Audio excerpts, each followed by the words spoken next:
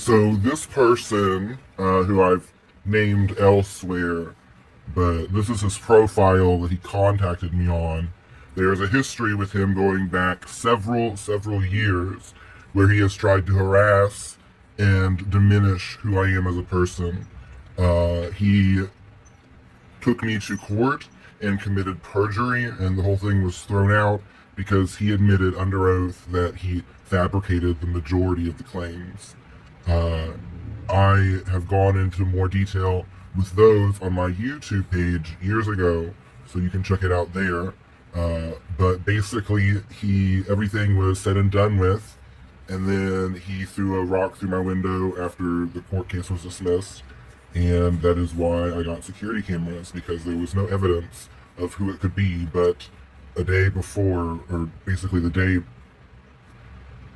hours before it happened, like maybe 10 to 12 hours before, which was around 4 o'clock in the morning, he said that he was going to come beat me up or whatever. Anyways, I'm not talking about that because you have to check it out on my previous YouTube videos, but that is just some history of years ago, like 3 or 4 years ago. And then this happened without any provocation. I didn't even message him or tap him, as you can see with that thing right there. I didn't do anything. And this was the first message. You can see that's him. And then he sent me that with all the throw-ups, because apparently I'm so ugly and nasty and gross. I believe he said somewhere I should kill myself, but I'm not so certain about that. But and then I said, I've reported you to your work, good luck. And he's like, you should report your ugly ass face and your mentally challenged looking ass body. I said bottom. Well, anyways, he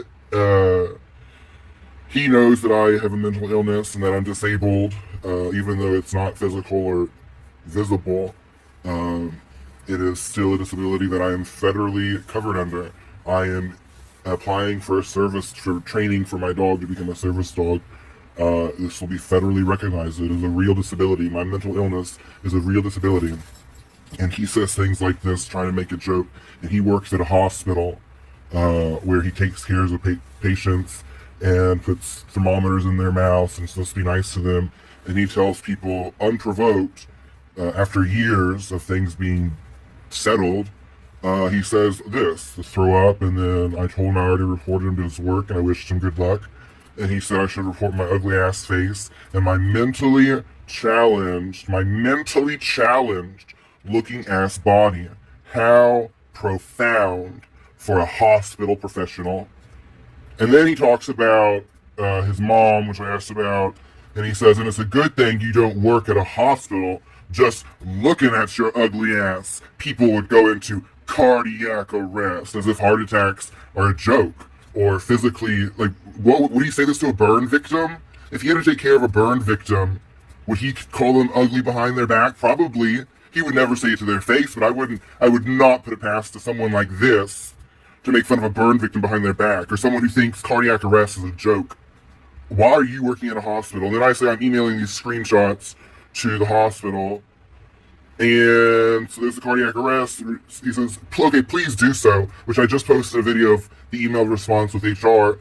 And then I've already been in touch with the director. This is all I needed. I didn't have any evidence until now. And that is true. I didn't have any screenshots because everything years ago was either done not on camera, because I didn't have camera at the time. Like, I didn't have Vivint.